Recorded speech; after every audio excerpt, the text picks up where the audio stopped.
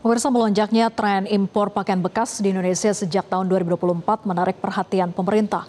Sebab gairah industri fashion dalam negeri justru melemah.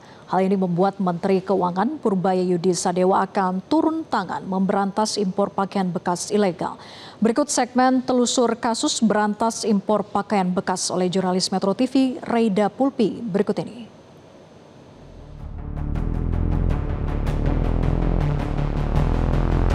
Nama-namanya saya udah punya sih, siapa yang tukang itu, yang biasanya tukang impor segala macam. Misalnya kan kita bersaing nih sama orang yang udah ada namanya. Kita kan baru pemula nih. Jadi kita agak susah buat ngelola lagi buat produk lokal gitu.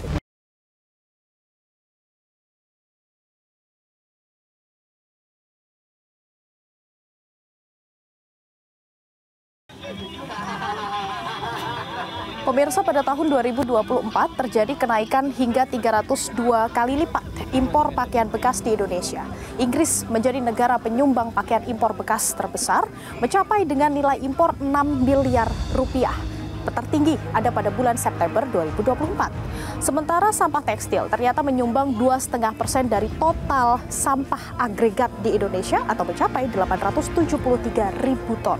Saat ini pemerintah tengah mengatur regulasi terkait pelarangan impor pakaian bekas. Namun ternyata masih banyak juga penjual yang memperdagangkan pakaian impor bekas dan masih banyak juga masyarakat yang membeli pakaian impor bekas. Lalu apa alasannya dan bagaimana regulasi ini tengah digodok? Ikuti penelusuran kami.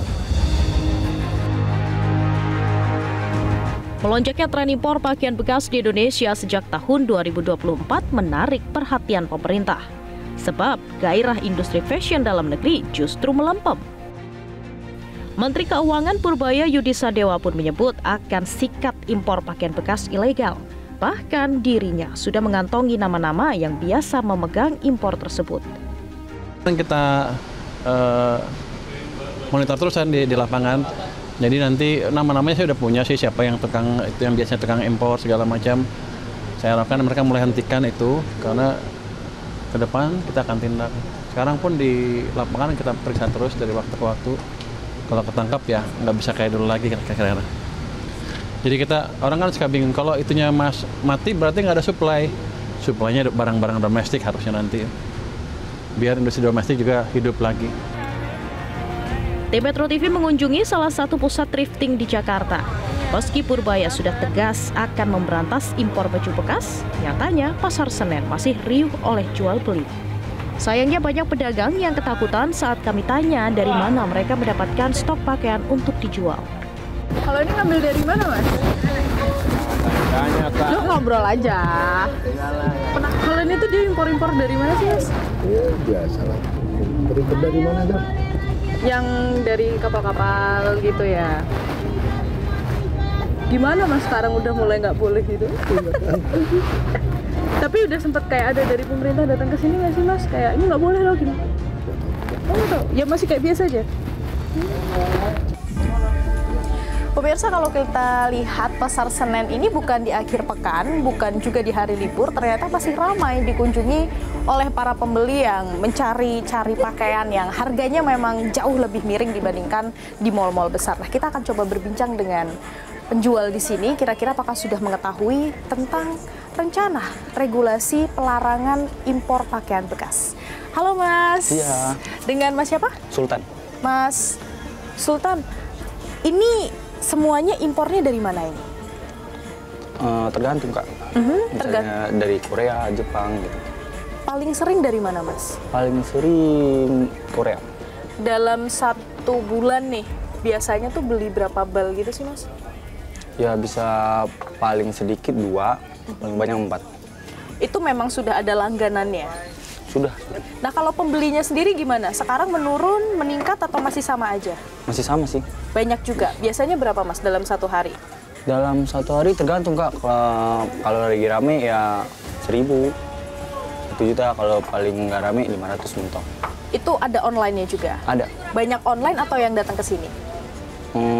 Banyakan offline. Apa sih Mas tantangannya jualan thrifting gini? Tantangannya kita kayak bersaing dengan produk lokal. Sultan mengaku pasrah jika pemerintah melarang impor pakaian bekas, meski hanya dari sinilah ia bergantung hidup. Kalau misalnya saya kan bakal dihapus, ya kita mau nggak mau itu kayak nerima gitu. Soalnya kan pemasukan kita dari sini. Tapi ada kepikiran untuk jualan produk lokal nggak sih Mas, atau justru lebih sulit? Ada. Tapi sulit nggak jualan produk lokal? Sulit, Kak. Kenapa? Karena kita bersaing sama produk lokal lain. Misalnya kan kita bersaing nih sama orang yang udah ada namanya. Kita kan baru pemula nih. Jadi kita agak susah buat ngelola lagi buat produk lokal gitu. Jadi akhirnya lebih memilih untuk thriftingan dulu sambil ngumpulin modal ya? Sambil ngumpulin modal. Oke. Kalau sampai nanti kita bikin produk sendiri gitu. Sultan tak sendiri, puluhan penjual thrifting di Bandar Lampung terancam gulung tikar usai larangan impor dari pemerintah. Menurut mereka, kebijakan ini justru mempersulit para pelaku usaha. Sebab usaha baju bekas dianggap membantu pembeli dari kalangan menengah ke bawah untuk bisa mendapatkan baju murah dengan kualitas impor, bahkan bermerek. Saya menyesalkan sih sebenarnya dengan kebijakan itu. Soalnya kalau dengan kebijakan yang dibuat itu kan banyak sebenarnya imbas kemana-mana. Dari segi pedagangnya, pembelinya itu pasti berimbas kan. Kalau dari pedagang pasti ya namanya lahan pencarian orang banyak yang dimana biasa dia dapat rezeki dari situ, tiba-tiba ditutup, ini gimana? Bukankah itu bakal menambah masalah baru lagi, apalagi di masa sekarang kan. Ini kan sebenarnya kayak angin segar yang lu bisa pakai baju yang bagus, berkualitas, dengan harga yang murah. Kita mau sandingin sama produk lu dalam negeri itu, ya dalam negerinya harus berbenah.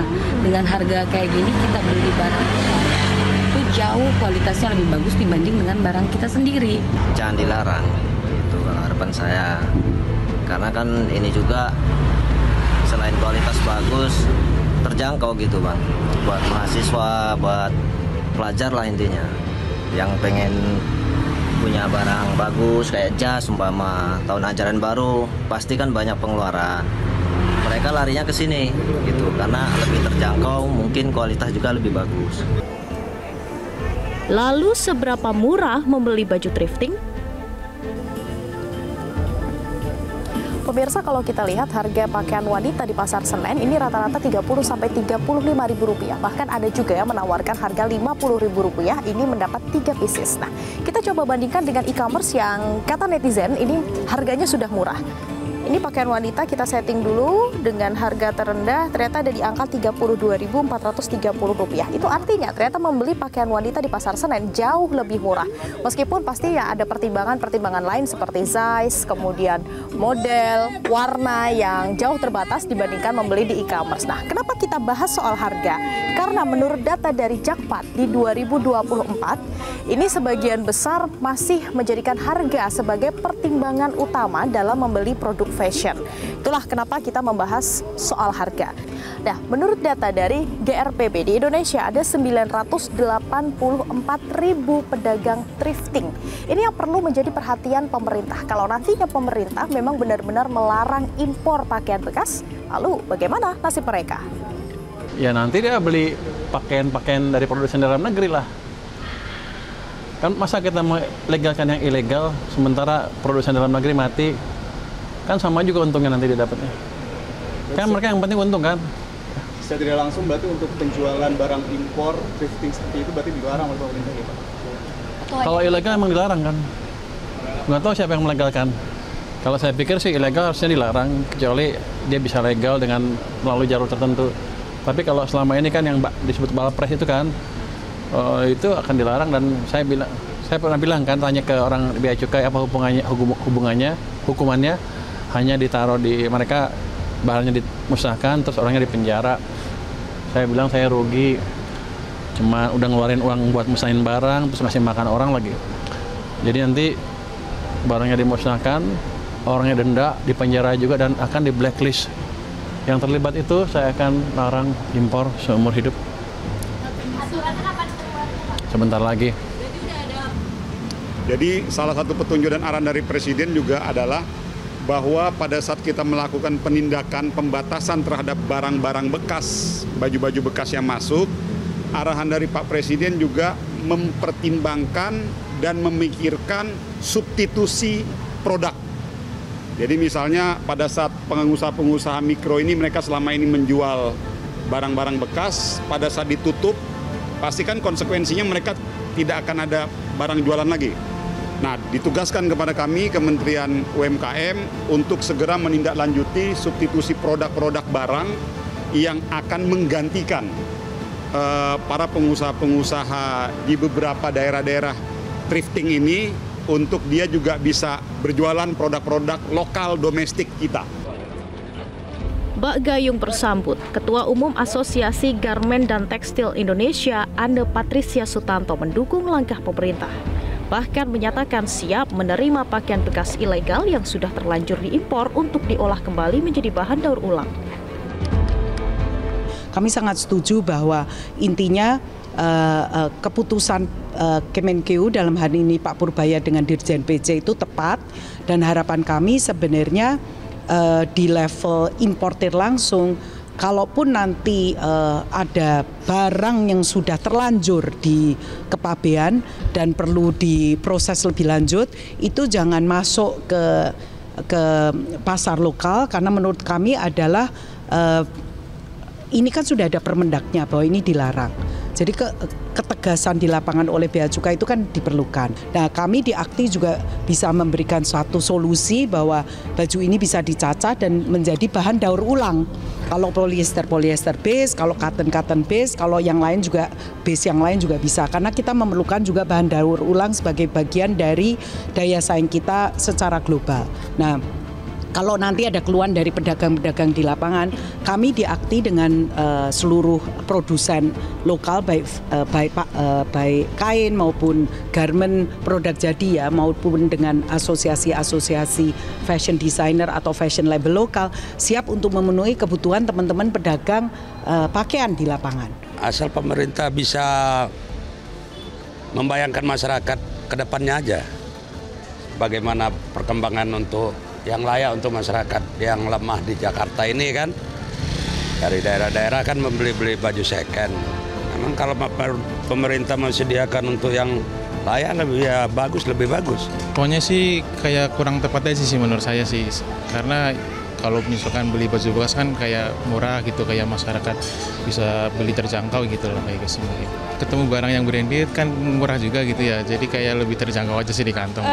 Aku sih 50-50 ya, tapi menurutku ya negatif sih, karena kebanyakan sekarang kan UMKM kan banyak, dan juga harga UMKM pun sekarang kan banyak yang lebih murah. Jadi masih bersaing lah sama harga thrifting. Malah kesehatan sama kebersihannya lebih terjamin sih kalau UMKM yang baru. Kan banyak UMKM baru, terus harganya juga lebih murah daripada thrifting.